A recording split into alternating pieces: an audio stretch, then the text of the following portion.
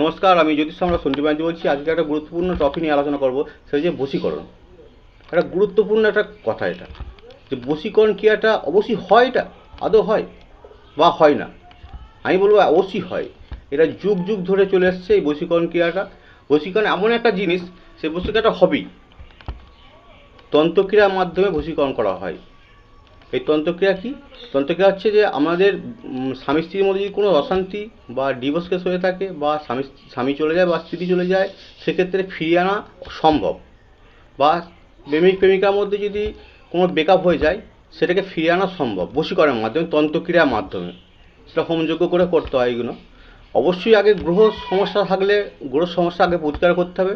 সে প্রতিকার করার পর কিন্তু বশীকরণ ক্রিয়া করলে অতি সহজেই চলে আসবে। কিন্তু 3 দিনে 4 দিনের মধ্যে হবে না। এটা টাইম, আমার যে টাইম লাগে 11 থেকে 21 দিনের মধ্যে কমপ্লিট কাজটা হয়ে যায়।